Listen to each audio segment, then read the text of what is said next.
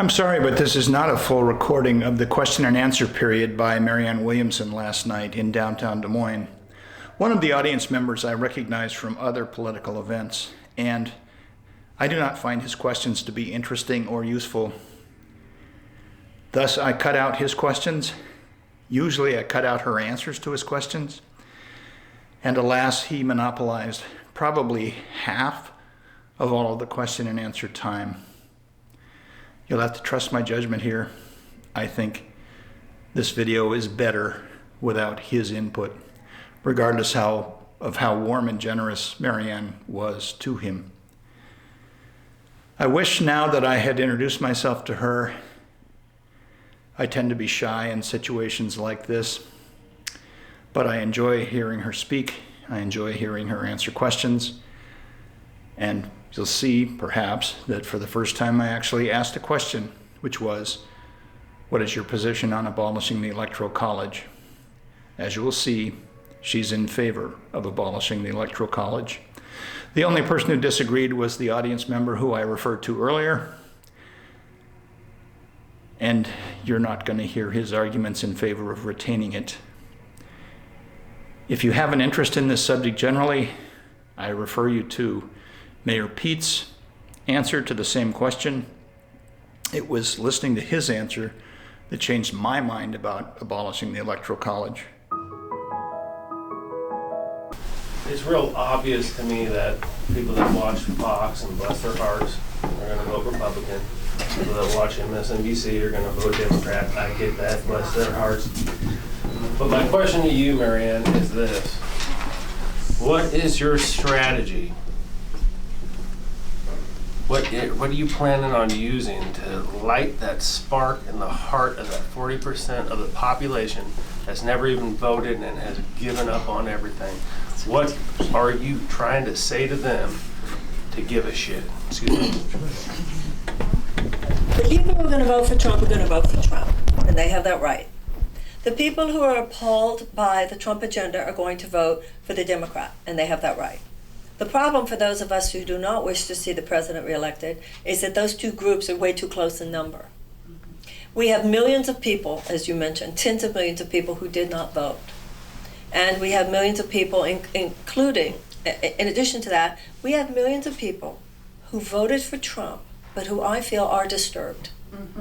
They are disturbed. But if all we do is go on and on about how awful he is, then they will feel scolded. And they will not feel, they will feel shamed. They won't feel like they should vote for us. To me, one of the reasons, this is how I look at it. In the last election, millions of Americans felt that the system was rigged against them. And they were right. And I had a strong feeling that there were two candidates who named their pain, Trump and Bernie. I'm not saying Hillary didn't care about their pain, but she didn't name their pain. So when she kept saying we're going to continue with the success we had over the last 8 years, there were millions of people who said, what success? I'm freaking dying here. And I think that's why I believe that I personally believe Bernie would have beaten Trump. Because I believe, but I could totally get, the people who, some people who did not vote, they're not stupid. Many people who did not vote, it was their own way. You and I might call it a dysfunctional way, but there was their way, almost of passive resistance. I'm not even going to play with you guys because I know I voted a third party thinking at least there's a hope, right? That maybe we can get that percentage and we can have that option, But I believe, but I think now you, like many people who voted third party, understand now that we have an overriding problem on our hands, which is this president and the need to reelect him, which is why I and every candidate, nobody would run third party this time because we know we've got to do that this time. But I believe that there are millions of people, and this is why I personally believe that I would be the best candidate, because there are millions of people who hear the same old, and feel they've heard it before. And when you are laying it down for real, when you are more than telling the truth, you're telling the truth and the whole truth and nothing but the truth, people hear it. it arouses people. And I believe that that's why I think nothing less than that will bring them out, that maybe this time could be different. Because if all you're doing is talking about a better version, or going back to what we were before, they knew they were screwed before. And if all we have to offer is the same old, even a better version of same old, a better version of same old is still same old, same old. Oh, yes, sir. Okay. It seems that you're very aware of the problems that are going on. I would just like to ask you, how will you prioritize it? So your first 100 days in office, if you are elected, what would you do? First thing you do is you paint that room pink. Get rid of all those hard straight lines, put some ovals and circles in there. The most important thing, which has already been talked about here, does have to do with getting money out of politics. It does have to do with submitting federal legislation that would move us in the direction of public funding for federal campaigns. I would have a good time calling all of the European leaders and saying, we're back. There are definitely some rebalancing of that, some tending to the relationships with foreign leaders. Our traditional Western allies should be our friends, not the people that we dismiss and demean and insult. We have to, if I were to be elected, people have heard what I've said and they know that I'm serious about it. I would get to work immediately. I would have a conference at the White House or somewhere in Washington with all of the people throughout the country who know what to do to rescue these children. We have the social workers, we have the people who understand about trauma-informed education, community wraparound services, restorative justice, conflict resolution, mindfulness in the schools. What I have learned, not just in this campaign, but throughout my career, we have the people who know what to do in every area. We have the peace builders. This gentleman was saying he was in the Foreign Service. We have the people who know what to do in all the peace building agencies, people who know what to do with formerly incarcerated youth, who know what to do with gang members, who know what to do with so many of the conflict resolutions, the restorative justice issues. We have all around this country, whether it has to do with the environmental. We have people who know what to do about floods in Iowa. We have people who know what to do about the hurricanes in Florida. We have people who know what to do with the floods in Texas. We have so much talent in this country. But our government does not fund the problem solvers. Our government funds the problem creators. So I would be summoning and convening the problem solvers from all over this country. Some of them already work for the government, but many of them do not. And whether it has to do with race and reparations and Native Americans, I mean, I'm very clear about what the pillars are. We would start immediately, because you know what, let me tell you something. I said this about Barack Obama. If they don't do it right away, they're not going to do it. Beginnings are important. Beginnings are important. And whenever people are taking too gradual approach, a president's taking too gradual approach, you got to come in there. It's like when you take over a business, you know, you get in there, you just start. Beginnings are everything.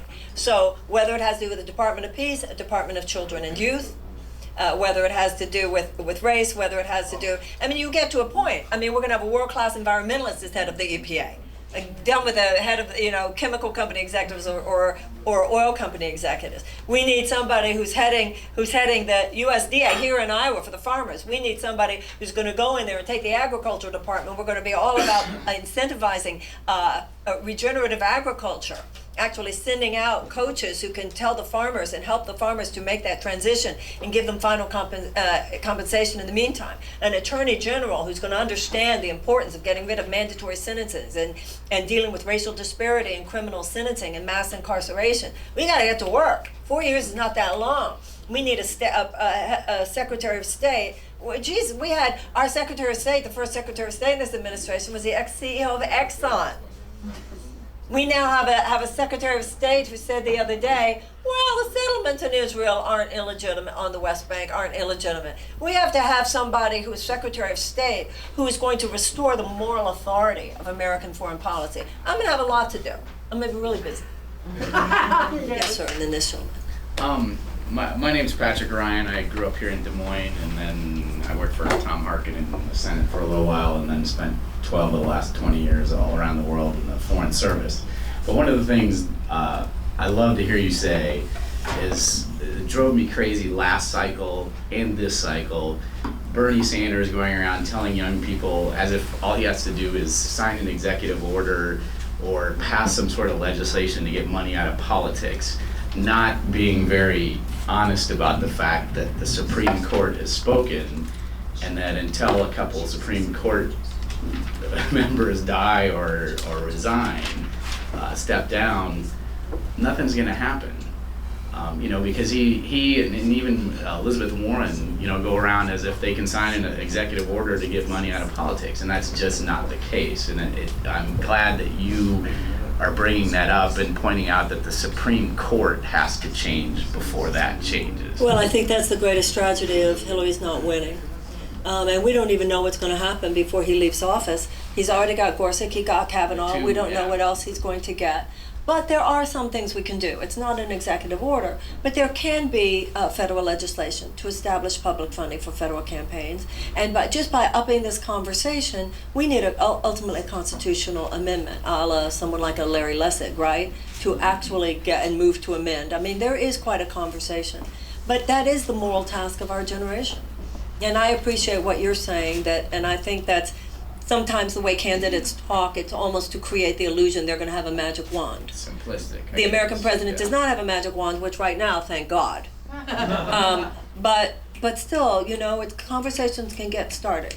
And that one is getting started, just like climate change, reversing climate change. It's reaching that tipping point. People are getting it. We're getting it about legalized marijuana. You saw it happen with gay marriage. You can tell what happens when a conversation just, it goes around, enough people have it, and you can feel it. You can feel it when it's almost there, and enough people are awake. And then you can feel it's going to tip over. But you're being more honest about it up front, which I appreciate. Thank you. So I appreciate that. If they went back to what they did before 08 with general election funding, that would be a start. What are you talking about specifically? The 2007 cycle, when Barack Obama and McCain ran for the general election, Barack Obama was the first person to not settle for just the government set for general election funding. If you would just codify, go back to that time and say, just a general election, say, you have to use, this is your cap. And then you could actually work backwards to the primaries and caucuses.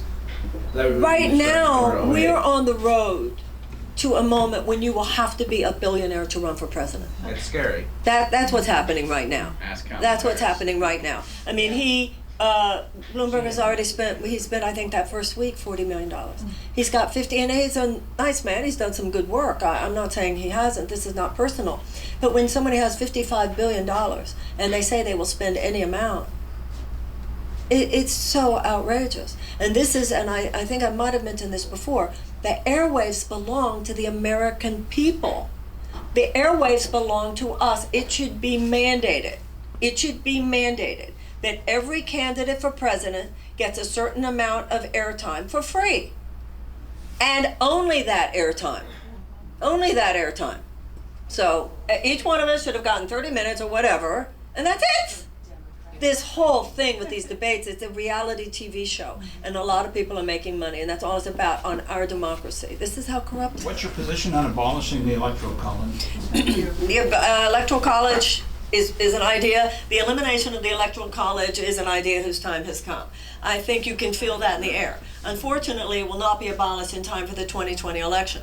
But I think that if we work hard as citizens and we keep talking about it enough to make it happen, I think it's very possible it will be gone by 2024. I think people get that. It took me a little time, I have to say. I had a little process, a little journey for me. I don't know how it was for the rest of you. Can you go?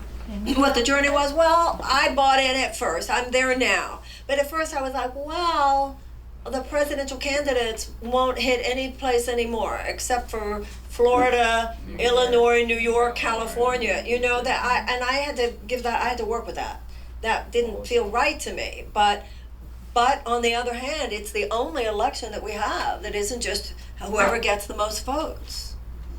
So it took me a while. I didn't really want to give that up because there is something kind of magnificent about that too. But that has been so corrupted that at this point, I think we should get rid of it. First, I want to thank you for addressing reparations for the Native Americans. I was really sad that that wasn't included in the beginning. Secondly, everything, the question and this dialogue right here doesn't seem to go along with what I would like to see, and that's getting rid of the electoral college, because, and I'm hearing everything, and I'm understanding the viewpoints, but I have voted since I turned 18 at every single election of every kind in every city that I've lived in. And I'm thoughtful about it. And I have had this naive attitude that my vote counts. And I have learned in the last couple elections that my vote really doesn't count. That it's the presidential, let's go with the presidential election is an industry. The presidential election is an industry. And your vote really doesn't count. It's been proven. Everybody's got to vote, your vote counts, and that is not true.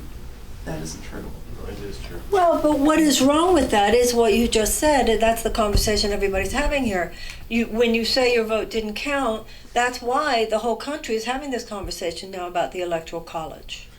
So the idea there would be getting rid of the Electoral College, which we all talked about how we all wanted, and then this gentleman depressed everybody by pointing out how hard that's going to be. But that also has to do with strategy. I mean, some people would claim that Hillary's strategy. I'd like to see the redirect in fixing what I see as a giant flaw. But the giant flaw, even that you mentioned, is the Electoral College. Right, right. I mean, I know myself. I mean, I can't even imagine the level of woulda, shoulda, couldas that woman lives with, and I admire her for getting up every morning. Yes, I don't want to keep you longer than you want to be. Yes, Elias? I forgot to say thank you. Thank you, sir. Thank you very, very much. I hope you enjoyed the video. If you do, please give it a thumbs up, and you might consider subscribing if you like this content. Happy holidays. Happy New Year.